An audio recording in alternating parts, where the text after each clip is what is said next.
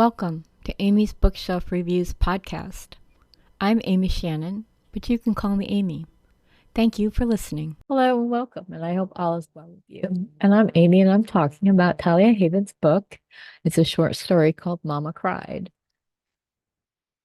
And it's one of those powerful stories with great characters. And it's a short story. And there's a lot of stuff packed into the short story that has the right amount of details, the right amount of character development, and also that intrigue that makes a reader want to continue to read the story once they start the first word. And I say intrigue for any genre because you want that authors want the readers to continue to read and flip the pages and continue on to the end. And so you want to know what's going on and you want to know what's happening next. And that this story gives you a lot of uh, emotions. And when it said as the title, Mama Cried, now you're trying to figure out, okay, what's Mama? Who's Mama? And whose mother is she? And why did she cry? Um, and then you look at the book description and it says Jenny was enjoying herself on the swings when Azula, one of the guardians of the playground, came to take her away. Together they journeyed to a cinder building where Jenny must make a powerful decision. Now, Jenny's a child, and um, so you might wonder, okay, so why is there a guardian on the playground? Instead of saying, oh, yeah, her babysitter or her childcare provider or her mother or whatever. And then as you're reading it, you're trying to figure out what decision does Jenny have to make that could change not just her future, her feelings, her emotions, but others as well.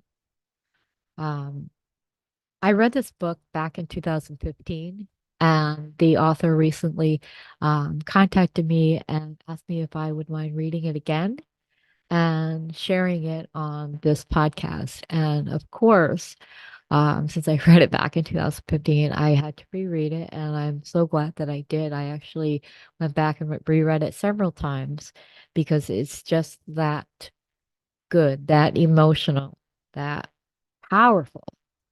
In 2015, I wrote a review and it's short and sweet.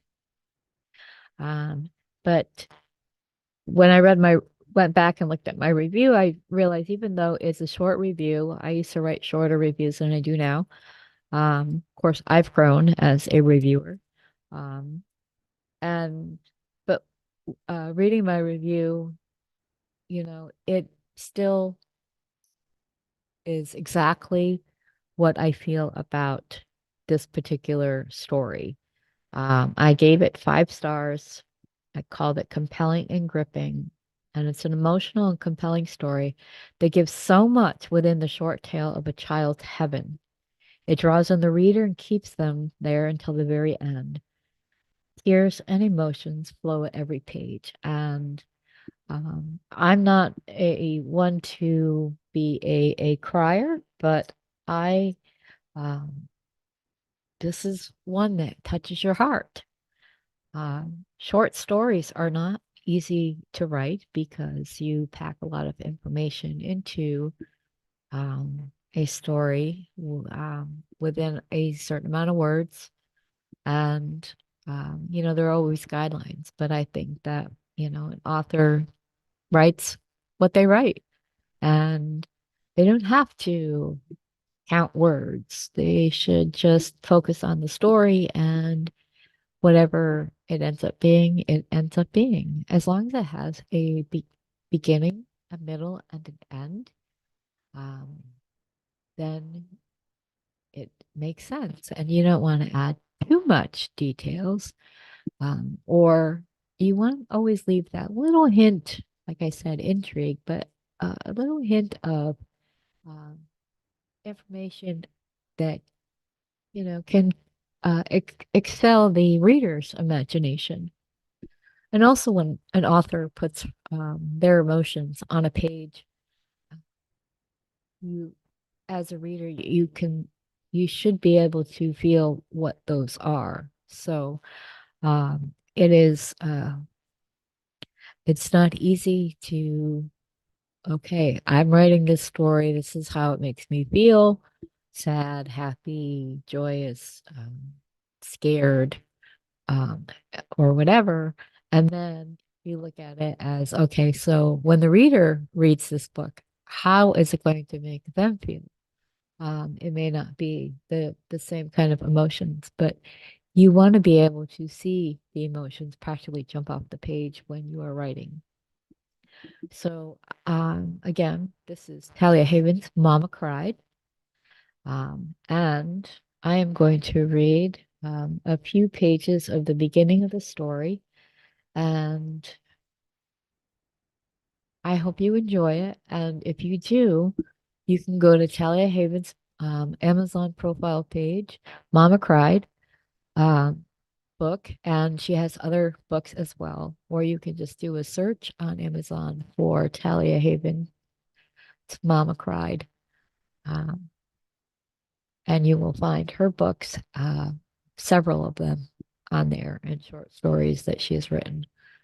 Um, a future show will feature another one of her short stories. So without further ado, I'm going to read Mama Cried. I leaned back, legs and arms stretched, straight, hair streaming behind me. Partway through the arch forward, I bend my arms, pull my body upright, and pump my legs harder. I'm winning, I hollered to the two other swingers before shooting backwards. Brown hair tickles my smiling face until the swing brings me up high enough that I can see just for a moment over the main support pole. I pause, suspended in midair, just for a fraction of a second before leaning backwards.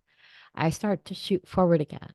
I'm higher than both of you, Krista hollers back over the metallic squeak of chains. Swinging next to her, Jamal is just as high, next to the swing set. His two puppies are lying on the ground, identical to Krista's and mine. In fact, every puppy on the playground is a fuzzball of fur, black as coal with fire red eyes. The pups pace, bark, and whine each time their children sweep past. I hate it when I play on these, Jamal yells, slowing down just enough to leap off. He flies through the air to land feet first on the green grass. His puppies eagerly rush forward, happy that he's back safe on the ground. The contest is over. Chris and I both slow down. Our bare feet drag on the dirty soil, bringing up puffs of dry dust. Jenny!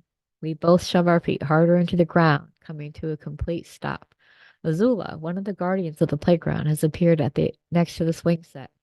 My puppies, Morgan and Wilson, greet her eagerly, rushing back over to where I sit.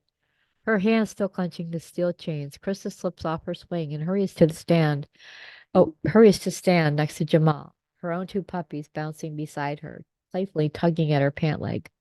Azula stretches out a pale, thin hand. It's time to go. I nod slowly, slipping off the swing. The wooden seat bounced back against the back of my legs, coming it to a complete stop. Azula and the other guardians only interact with children when they are arriving and when it's time for them to leave. So many other children had come and gone with their puppies over time. It seems like the playground is always getting new arrivals. Some stay for a while, others leave soon after they arrive. Now, one of the guardians has come for me. Azula nods in the direction of Jamal and Krista. Say your goodbyes. Slipping my hand into hers, I turn half-heartedly as to do what I have been told. But Jamal and Krista have already found something else to do. I watch sadly as they head for the teeter-totter, their puppies trailing obediently behind them. Looking up inquisitively at Azula, who looks very pale, I ask, am I going to the same place as the other kids? Azula doesn't answer. Instead, she gives me a gentle smile and begins to lead me away. We walk silently down a dusty path, past sandboxes, slides, and merry-go-rounds full of shrieking, shouting, playing kids, until we come to a field where some older kids are playing a game of kickball.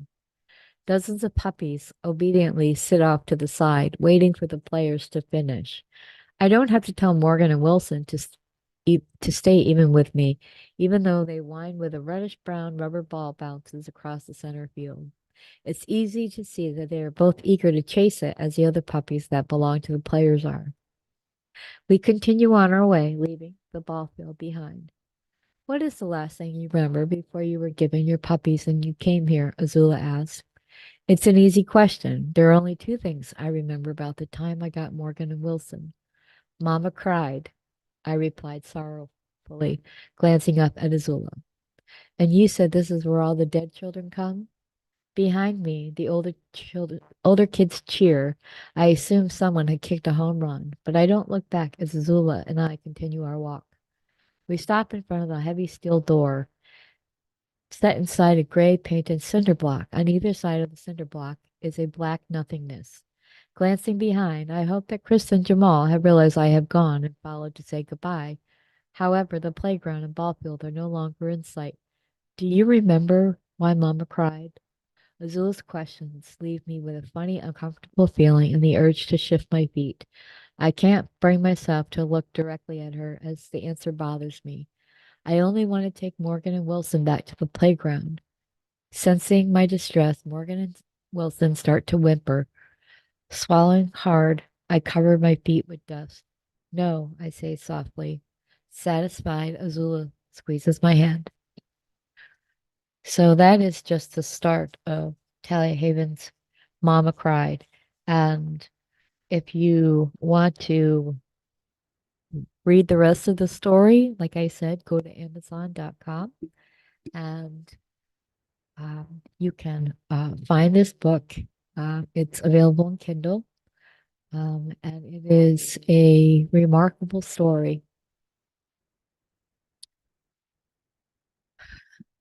So, this has been Amy Shannon. And if you're an author who wants your book to be on the show, go to amysbookshelfreviews.com/podcast for more information. If you're an author and you want your book reviewed, also go to Amy's Bookshelf Reviews for more information. Thank you, and I'll talk to you next week. This has been Amy's Bookshelf Reviews podcast. Thank you for listening. And always, be kind and stay safe. Thank you.